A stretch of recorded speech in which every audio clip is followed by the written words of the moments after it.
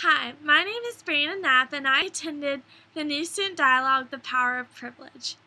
We discussed the differences between all social groups and the effect their social group has on their access to resources.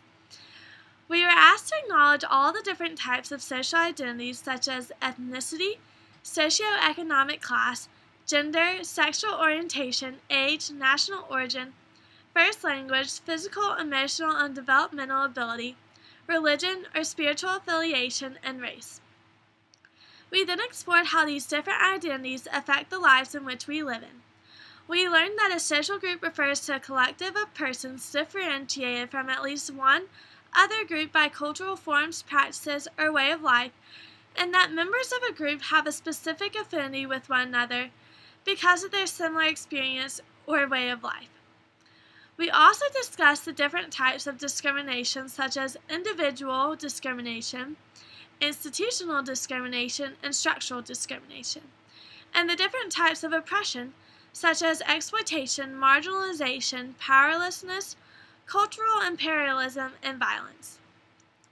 Lastly, we discovered that privilege refers to the characteristics of a dominant social group defining a societal norm, often benefiting those in the dominant group, and is an unearned right or advantage attributed through social group membership. Therefore, we discuss whether or not social barriers could be lessened by becoming more aware of our own privileges. We determined that by understanding most social group privileges are unearned, we shouldn't perceive other social groups as inferior. I believe that my New Student Dialogue group achieved true dialogue because there were no arguments or distinct sides on the issue. Nobody had the goal of winning in the discussion. Instead, each group member spoke their opinion in a collaborative manner. People didn't add in their own judgments to destroy another's opinion, but rather to improve on it, to work together to form a common understanding. Our dialogue remained open-ended the entire time, and finding common ground was the goal. In our group, there were the few students who were active the entire time, stating many different opinions, while most of the others, like me, listened and still engaged in the discussion, but only took part in talking when in smaller groups. At the beginning of the dialogue, we played a game in which we played rock, paper, scissors, and whether or not we won each time we played with a different student determined our social rank, which could be an egg, a chicken, a dinosaur, or a superior being. Each rank had a certain hand gesture for the rest of the group to see. As an egg, you had to sit on the ground and roll up into a ball. As a chicken, you had to flap your arms. And as a dinosaur, you had to do this with your arms. And as a superior being, you got to walk around like this. This resembled the different social groups of today and how some are privileged while others are not. We were then asked how we felt with the social rank we ended up with in the game.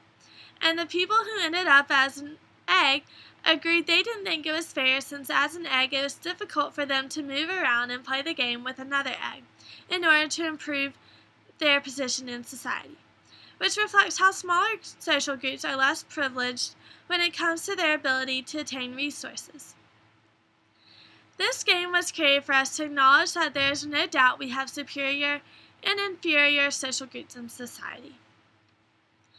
I believe that dialogue is a very important component in Library 100 because being such a large university and having strong diversity with students from all over the world with different backgrounds, it is nice to get together and discuss how others feel about certain topics, since while in class or even recreational activities, we never get the time to do so from being so busy, or we just sometimes don't feel right in having those types of conversations.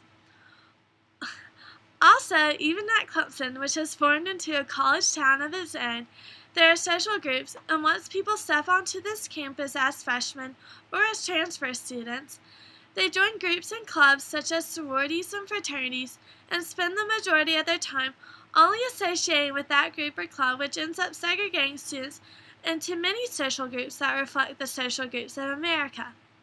This is why New Student Dialogues are a good university experience in which students can step out of their social group and come together as just students of Clemson University to discuss different topics.